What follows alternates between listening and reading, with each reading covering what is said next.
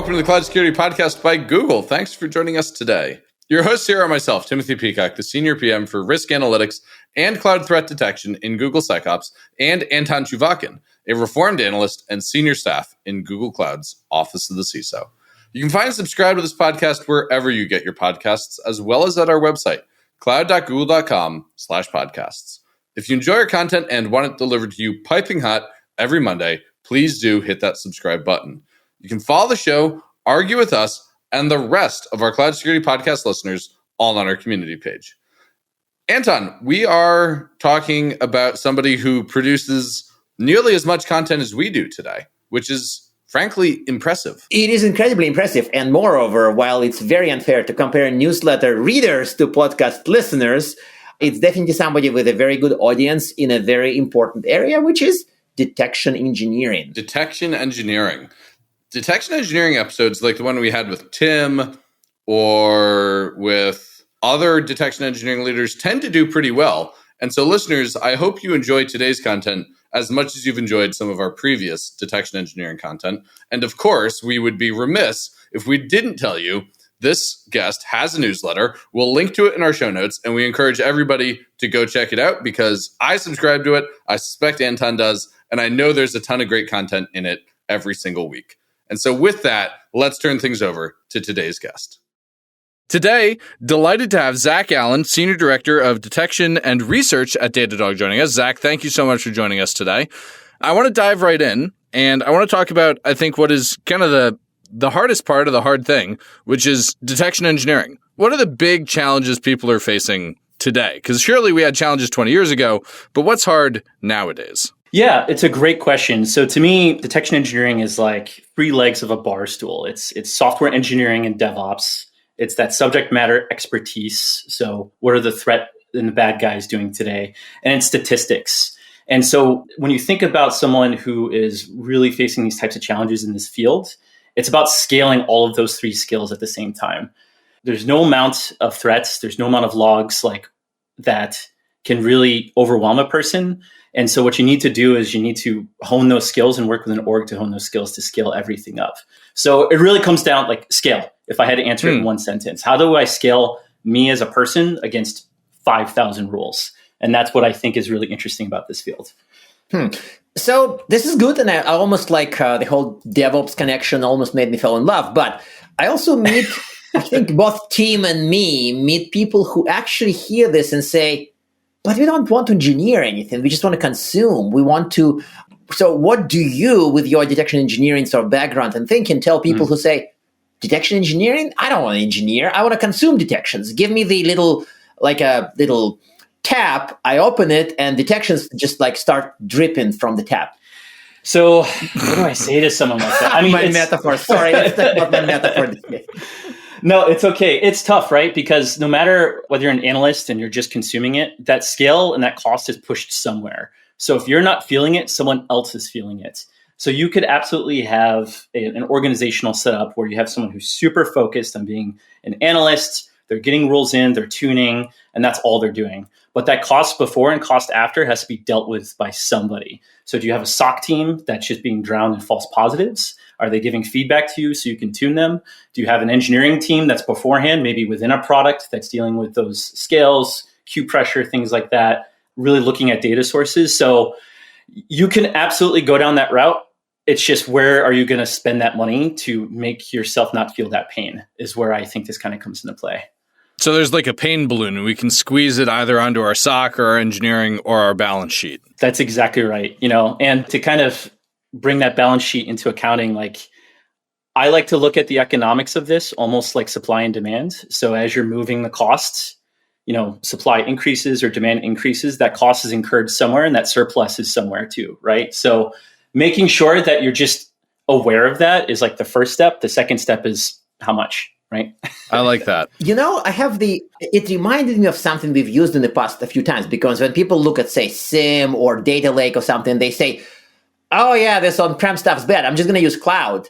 But I always just grab them by the lapels and say, hey, somebody is buying hard drives. Like, you want to do storage. You want to store a petabyte of logs. Great idea. But you do know whether you use cloud, on-prem, or, whatever else. somebody somewhere is buying hard drives. So it's almost in my mind that this was somehow reminiscent to that analogy. Like somebody somewhere is writing detections, otherwise you're not detecting. That's it. Yep, that's right. And somebody's doing that research. Somebody's getting paged when that log source goes down. Somebody's getting paged when 200 critical alerts spawn and almost all of them are bad. Like, you just got to tell yourself, where am I going to be in this process and how much am I going to pay to be outside of it, or at least like in my own little box.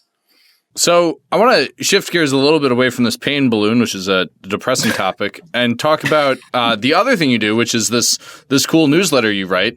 What advice, aside from reading your newsletter, would you give somebody who wants to get into detection engineering? Because I hear from a lot of people like, oh, I really like catching bad guys. I want to do this. And I never really know what to tell them other than, read your newsletter. Well, I appreciate it. I've read a lot of content and a lot of blogs. I've watched a lot of videos of how to get into this space.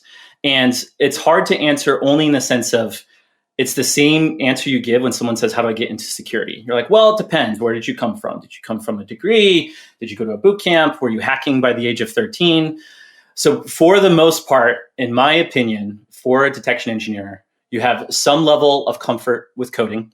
Now, it doesn't have to be something crazy where you're building these huge scalable systems, but you're very comfortable with that. 2, you have some type of subject matter expertise in the realm of threat detection. And I would say even slice that further. Cloud, host, network, email, all of those things are fair game. And especially building here at Datadog, we have a cloud security product. There's so many different log sources, right? You can only have so much expertise across all of them. So there's actually a void of talent of people that are super focused on those things. So if you kind of combine those two things, for the most part, you're going to start to see opportunities where you can build a detection scale, right?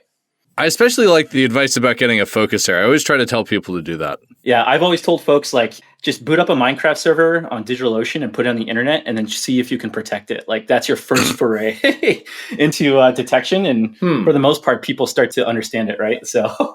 So this is, I have a 1990s joke connected to it, but I'm not going to voice it. But it's interesting how things have changed. Okay, fine, I'm sharing it. So in the 1990s, I guess the joke would be like, put a Linux server. And it would be like any server. And nowadays it's like, so, oh, okay, fine. That's actually kind of cool. It's running Linux. So you'll still get that Linux experience. And then you're just running some like Java process. We'll see what happens. Open on the internet. Ooh, that's what makes it exciting, adding Java. What could go wrong? And not a 1990s creation, presumably. Yeah. So here's the strange one.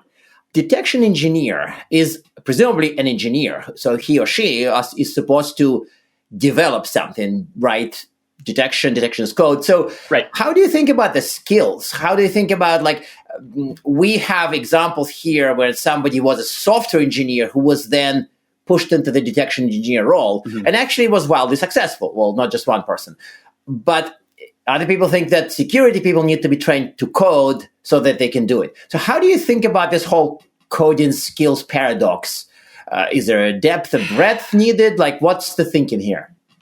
Yeah, I mean, it's a tough one. I will say the security-focused computer science grads, I am seeing resumes trying to like apply to various positions, people that send me resumes. They're doing so good. Like by the time they're 21, they're like full CS grad.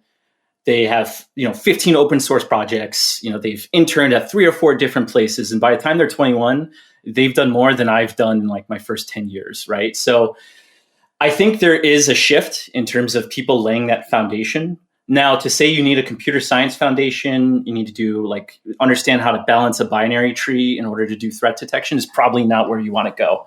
So what I tell folks, get comfortable with building.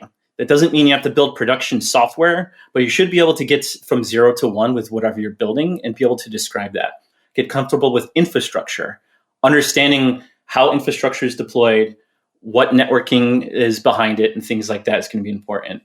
Lastly, understand the modern DevOps process, which you could boil it down to CI/CD. How can I commit something? How can I open pull requests? How can I do reviews? How can I review other people's code is just as important, as well as how do I trigger a build process? How do I trigger a deploy process? I don't think you need a computer science degree for that. But to me, it kind of comes back down to like that builder mentality. I think in a few blogs, I called it an engineering-led mentality, but I think ultimately the same this is probably the biggest hole in many detection teams, many SOCs. And I definitely feel that I felt resistance when I suggested that to some teams. And the result was that they kind of said, well, we really are just doing the alert triage. We don't really want to engineer anything. And ultimately, once I've met a team that basically referred to separation of duty as their excuse to not develop, they wanted to actively not be that. Right. They didn't think of it as a lack. They wanted to actively not engineer anything. Again, the cost is shifted, right? Yes, but they were like adamant that it's the right thing, that they're not doing it. So do you have any kind of pithy one-liners or, maybe longer philosophical explanations to like really push back to that pushback? Yeah, I actually got in trouble for this too on Twitter when I basically said that for someone, at least at my org, to be successful detection engineer, you should at least be able to understand and describe how to deploy a microservice. And I got DMs, I got tweets to say like microservices is jargon. No one actually uses those, which is incorrect. And then, DMs saying like, I'll never touch code. Like I'm doing just fine writing rules. Again, all fine. A lot of my bias here is around people and small programs that are just getting started to like mid-market customers, right? I'm not talking to a major security company or major bank. I'm talking about like somebody who's at like a startup of 100 people and they're one of 2 security people. How do they do detection engineering? Or they just joined this brand new... Should those people do detection engineering if there's only 2 people on the team? Again, it's a cost thing, right? So what I would recommend to them, and here comes that dirty vendor thing we were talking about before we were recording. If you could just press something, import a couple rules to get you 80% of the way there, maybe that's detection engineering. You pay for it, but at least you're not paying for it with training, hiring, onboarding, and things like that. Maintenance time. Exactly. Yeah. Okay, so I want to, again, get back to your newsletter. You created this Detection Engineering Weekly. Why? What motivated this? Why does somebody start a newsletter? Yeah. I'll pile on top. Any learnings? Do you have any learnings? Like, what did you learn running it? Of course, reading all the content. And I think it's fair for you to turn it around and say, Tim, you started a podcast. Why? Yeah. Why don't? Yeah. Anton's like, don't ask me questions. I'm asking the questions here. Yeah. No, Anton is very much, I will be asking the questions here. Yes. It all started with me joining this company. I knew that I needed to boot up an org to do this. I knew I needed to scale detections across 4 products. I was also doing the internal detection team. And I wanted a single place where I can go and get like smart pretty quickly. And so I looked on YouTube, I looked across blogs, I looked across newsletters. I found disparate, like a peppering, I would say, of content, but I wanted one place to do it.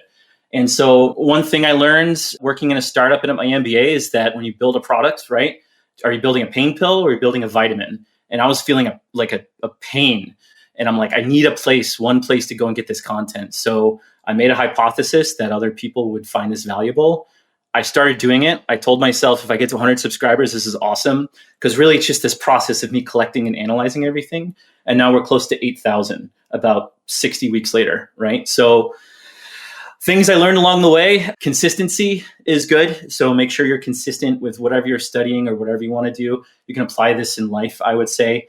Scheduling is important, and putting things in your calendar to do focus time is important, especially when you have a family. I have 2 young kids. It was uber important I did this. And really just no matter you're building it for 100 people or 8,000 people, like the motivation should stay there. It doesn't really matter who's looking at it per se. I mean, of course it's great. And I get this like visceral feeling when people are opening it and sending me messages and stuff like that. That's really, really good. But overall, like I would be doing the same thing if I divided the number of subscribers by 100.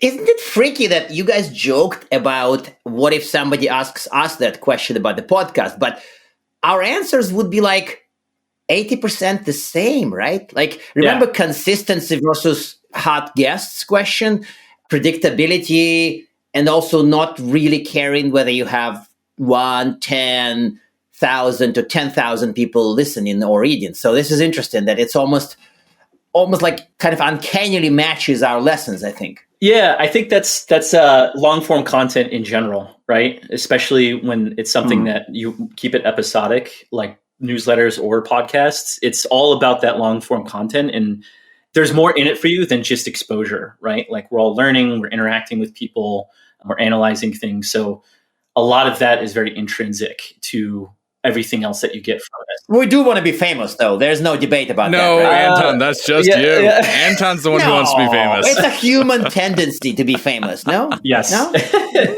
Okay, fine. You can. So let me shift gears and go to sort of maybe a bit of a deeper philosophical topic. Also happens to be the one that Tim and me argued here and there. And there's even a blog, Detection as Cooking, that I think you've seen, where which kind of like where this argument manifested. And I think I know what your answer would be given this whole cost shifting thing. But ultimately, when you think about the vendor-made versus customer-made detections, yes, I know from the previous conversation here that there's no magic and there's no detections made by nobody. But if I am deciding as a customer, like whether to invest money into paying for maybe a better vendor or a vendor with better detections, or maybe 3 vendors instead of 1, versus investing into a team. How do you solve this one? How do I think about what to cook versus what to buy at a frozen aisle of a supermarket? Yeah. I'm corrupting the metaphor. Listeners, Anton really leads the witness here by comparing vendor detection to frozen TV dinners. But that's fine. That's fine. I think it's your metaphor in the blog, if I recall correctly. Yeah. I might be responsible for that, yes. How farm to table do you want your detections to be is the question. That's a good question. Okay. Yes. Did these outcome variables have a name? Yeah. The way I pitch this to customers or even people talking about cloning Sigma rules, right, is that it should get you 80% of the way there to whatever you want to do. If you take something and you deploy it without doing any tuning within your environment, for the most part, you should be happy with what you have if that's the cost that you want to pay for it, right? So the way I pitch it to my team is make it precise enough, make our rules precise enough so that no matter if you're a small org or a major org deployed to AWS or Google, whatever it is, these rules make sense. But they need to do 20% more to tune. They need to suppress certain things. They need to do an allow list or a deny list of certain IP addresses, pull in their threat, whatever it is. So, and that works for vendors and that works for open source too. You'll see a lot of the Sigma people, for example, talk about, I think Nas says this a lot, like, don't just clone and deploy it and then like, don't touch it. You have to you almost have to curate it like it's a garden, right? So I think that's the trade-off I like to tell folks that use these type of vendor rules. But there was an 80% number in the beginning. I was kind of on a latch on the number you mentioned. So what I've heard is that ideally 80% of your detections that you consume can be from the vendor and no more frozen aisle metaphors, just from somebody cooked, not at your house. Right. Is this a rule of thumb? Would it vary a lot? Like I'm having this weird feeling in my head that I want to agree with that. I want to disagree with it at the same time. So, right. Yeah. And this refers back to my Gartner days when we tried to answer that question for some SIM vendors and we got like wildly different range was like a 0 to 100, basically what we've heard from clients. Right. And it was really bizarre because we never put a conclusive number in any of the papers. So is 80 cooked by vendor, 20 by client as a rule of thumb, or is this, tell me more. It's a good rule of thumb, especially out of the box, right? But as you add new technologies, new data sources, you're demanding new features, or you have contexts that just the vendor does not have, that starts to shift. And so I'm going to flip that on its head too, that 20% of your time should be spent on those 80% of rules. And then 80% of your time should be spent on those 20% of the custom rules and the tuning that you build. So it's kind of like a flip there. And for the most part, that's worked. All models are wrong. Some are useful, right? So it definitely just really depends on like your systems, your threat model, what you're seeing, what your business requirements are. So it's kind of like a non-answer that I'm giving you. Non-answer answer. But it's a bit of an answer. And also you never said one vendor. It's basically, I would say 20% home cooked, 80% not home cooked. It may be one vendor. It may be a vendor plus auxiliary vendor plus a community site with detections.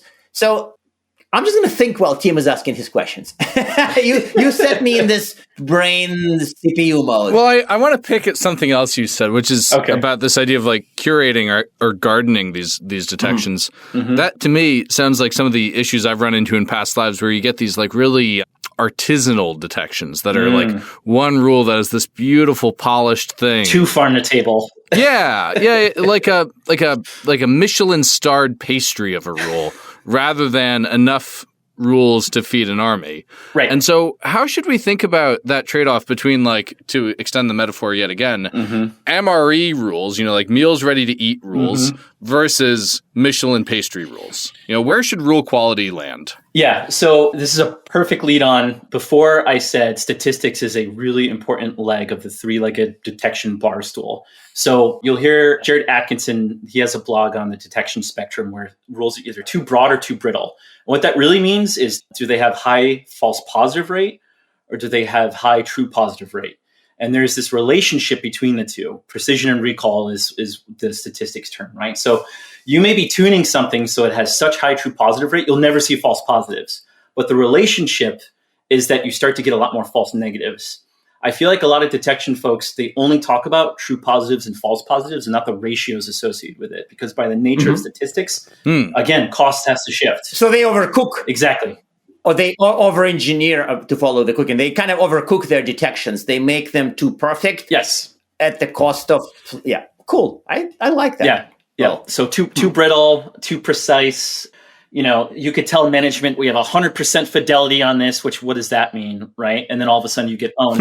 What does that mean? You get owned because you went way too far in the true positives and you're not accounting for the false negatives. So then you have to think about, of all of these rules, do they all have to hit a certain true positive or false positive rate?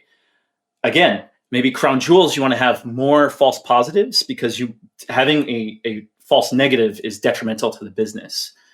For something not crown jewels, maybe it's something like an alert you're kind of playing around with, a rule you're playing with. You don't want to overwhelm the SOC, so you make it really precise. And you're okay with false negatives there. So it's that relationship that it's always like a battle that you have to think about. I think that's an easy way to trigger people on Twitter, as I tried. Like, what is the ideal false positive rate? And then these like little clowns show up out of the woodwork and start saying, oh, I would only accept 0.01% false positives. Yeah. And you want to slap them, of course, right away. Yeah. Because there would be alerts where you would accept 90% false positives if the alert count is small, is low, and it saves you bacon every time. Like, that's fine. So it's all very nuanced, which is good. Yeah. And this is where like one or two classes in statistics or a training or something, statistics for detection engineering just sounds like something that a lot of people need. And you're not going to go out and survey. You're not going to have a clipboard. You're not going to get people to sign anything. You're just going to understand these nuances and how populations work and how when you draw circles within those populations, certain things tend to happen. And that helps you just kind of communicate to leadership, but also to your team. So you're not sitting there and beating something over and over again just to try to squeeze like 2% more true positives out of it. Mm-hmm. Right, at the cost of lots of labor by really smart and very well-paid people who can be doing other things. Which, by the way, brings me to the next question I wanted to ask. It's about a backlog. And I know it's almost like, what's the right car to buy or something? Like, it's a very broad, strange question. But when you think about the detection engineering backlog, you have a choice of putting something on the backlog. And I feel like a lot of people struggle with this because they have like critical asset versus easy logs to get versus what is in the news, what's the hot branded vuln. Like, run me through a process that you would use to fill the backlog and what informs this. This probably would pay for the price of the podcast if you just answer this one question. Yeah. I feel like we could talk about this for hours. So I'm going to try to be concise here. So we have exactly 5 minutes. Exactly 5 minutes. So, yeah. All right. So I'm going to try my best. So this is where I think the software engineering principles can kind of come in, and the idea of Agile and Scrum and product owners and product managers and things like that, where someone needs to know the business and the needs of the business, right? And so someone needs to be talking to somebody outside of the detection team. I think the fallacy is called like the firehouse fallacy or something along those lines, where you have a team that's just sitting there thinking about all the bad things that are happening outside in the world, all the fires, but they're not talking with anybody outside of the firehouse, right? So if you're not connected with the business, you're already doing the detection backlog incorrectly. That being said, once you are connected, it really kind of comes down to looking at what is that coverage for rules? What is that coverage for data sources? What are those critical assets? There are going to be things like a certain supply chain attack that happens on a Friday at 4 p.m. that management's going to be asking for detections about.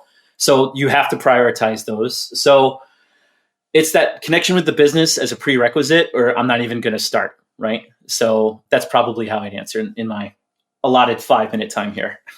So here's the funny side story about this. So when I was at Gartner, there were a few things that I would never put in recommendations. And they had like an inside joke about it going like, you never say, do a risk assessment to build a team. Because everybody assumes that for every big project, you need to build a team and do a risk assessment. Right. So your answer, unfortunately, reminded me of like, sure, do a risk assessment. Like it's a little bit that vibe of like, yeah, connect to business. Of course, that's true. But you maybe are a lead of the detection engineering team of 3. What does it mean in practical terms, connect to business? Call up a CEO? Like what is give me a bit more meat behind connect to business. Yeah. So I think the CSO or whomever, like your C-suite is a good place to start. I really like how the threat intelligence teams do this with the threat intelligence lifecycle. They do stakeholder interviews, they then create asset lists, and then they kind of assign collection and priorities and things like that. So you need to have some type of requirements. Compliance might be a huge driver, a previous breach might be a huge driver, previous like security incidents or things that like you just got by in the skin of your teeth might be a huge driver. You got to go somewhere. Then it's up to you to drive those solutions. The outcomes are owned by you, but you can't get to those known outcomes until you agree that it's an outcome that you want with somebody outside of the detection team. That works. Well, Zach, I hate to do this, but I have to ask our traditional closing questions. Let's do it. 1, recommended reading aside from your newsletter Detection Weekly, and 2, tip to help people improve their detection engineering practice. Okay, so besides my newsletter and Anton's blog, right? That's also in the swear jar. Yes, you've listened to the podcast enough to know that that's a joke that Tim always cattle prods me in the cigar. Yeah. Or the SRE book. Yeah, or the SRE book. Can't have the SRE book. Awesome. Okay. Let's see. There's a book on threat detection engineering by Gary Katz, Megan Roddy, and I forgot the third person. I apologize, but they did a really, really good job of kind of framing the idea of detection and all these problems with technology, statistics, processes in a one book. That's cool. That one's great. That all fits in a book? That's amazing. Yeah. That must be a thick book. Yeah, it's a great book. Yeah, it's good. It's good. So I must not read your newsletter in detail in a good enough manner because I missed the book and I'm pretty sure you mentioned it. I did. Yeah. So they sent me a copy to check out. So. Okay, I feel kind of embarrassed. Sorry. So that one's great if you want like something self-contained in a hardcover, something tactile. I really I'm staying away from Twitter a lot more now, but like Reddit's been good. Blue Team Sec is good. The specific subreddit there. I really like YouTube. Like type in YouTube detection engineering. There's a lot of people talking about it, though that type of long form content may not be for everybody. Medium has good stuff, though it's really hard to kind of navigate to the specific tags that you want. If you type in detection engineering, I love Spectre Ops. I love their blogs. I think they're really pushing a lot of the state of the art when it comes to this field. That's it off the top of my head. I guess I need to like build a list now too and keep that on the site because now I'm wondering. It's awesome. That's like already good weeks of reading for some people, so that's pretty amazing. Yeah. Thank you. Of course. What about the tip? One tip. Yeah, the tip, please. Just one tip to get better at detection engineering? Is that the question? Ooh. Yes. Just one, not 16, 50, one. Besides put a Minecraft server running Linux on the internet. Let's see. To get better. Oh my gosh, you guys have me stumped on this one, and I know you're going to ask me it too. Honestly, like, take a stats course. Go on Udemy. I know it sounds ridiculous, but start noticing on a lot of these stats courses that everything that you see, you can rip and replace threat detection with whatever that they're studying there. And you'd be surprised how you can take something like that and communicate it in a way that a lot of people are really starting to understand more and more. So I've been pushing this stats thing a lot. Maybe later in life, I like it more than I did in middle school and high school, but there you go. There's a lot of things I like better than I did back then. Yep. Zach, I can't thank you enough for joining us today. Can't thank you enough for the newsletter and really appreciate you taking the time to sit down with us. Awesome. Thanks for having me. And now we are at time. Thank you very much for listening and, of course, for subscribing. You can find this podcast at Google Podcasts, Apple Podcasts, Spotify, or wherever else you get your podcasts. Also, you can find us at our website, cloud.withgoogle.com/cloudsecurity/podcast. Please subscribe so that you don't miss episodes. You can follow us on Twitter, twitter.com/cloudsecpodcast. Your hosts are also on Twitter at Anton_Chuvakian and _Team Pico. Tweet at us, email us, argue with us, and if you like or hate what we hear, we can invite you to the next episode. See you on the next Cloud Security Podcast episode.